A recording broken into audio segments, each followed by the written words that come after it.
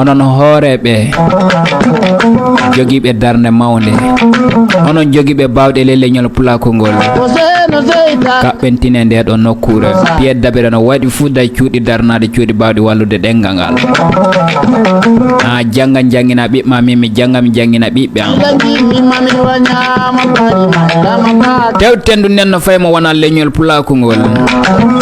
kayndu naata wawa janga sala ɗengal meɗen ngal na yaay sangal heeɓi sembe ten keeɓi sembe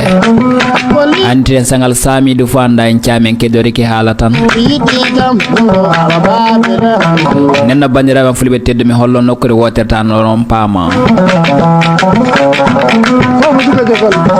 hoɗum wadde sen jii raneɓe ɓe mbiyeten tubakoɓe ɓe na kaɓɓani ɗengal mumen fay ɗo ngala ngal jangge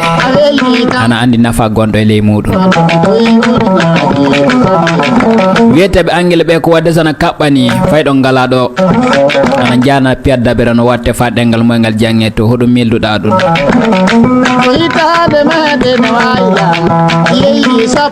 jiiɗa ley maggal fo en kiiliraɓe tan salla sen jangi ɗengal mumen yaajam so ɗengal mumen yaaji no way fu keɓan sembe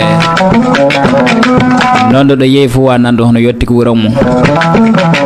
saabu iwan ille narde Mali arande fa yotto yaltirde Mali a tawan dammugal fu ngal yetti so ɗengal mum windi lantago neɗɗo hoto woni leyɗo ana andi nokkuru yeyde fu ne yetti lanta ko ɗum yeyete leyɗo so ƴeewi dow to tan yiyan ana andi ɗum woni ko windi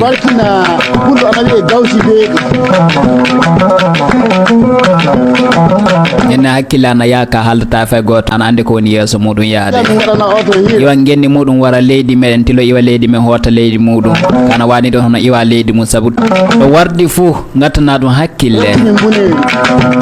a tawan wonko yiyata yeeso mon ko haaldate muɗum yaade wona neɗɗo ka ko winda yeeso mum ɗum no haalde muɗum mani yaaru ga mani ay ga kanɗa wardude mani ɗum woni ko heɓete leyɗo mani ɗum woni ko woni leydu suudu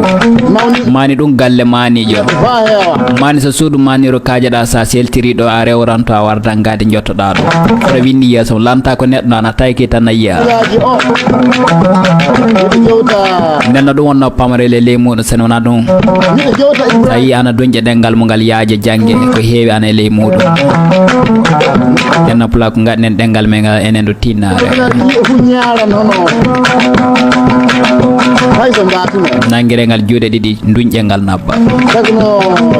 cofe jiɗi sirgare ni nde mobilaji ji o fay so isani wala doggan tan sabu mani so nini ko gartan kesi walla jinno o balɗe ɓeyda bawɗe makko nde mawɗo wiya Allah yoɓɓude ɓalindi fu ndelle ko boni golluno kene wallata ko boni somi yiiɗi mami manoyma ilanjirni mami wañama ɗiɗo ma ala kaddiga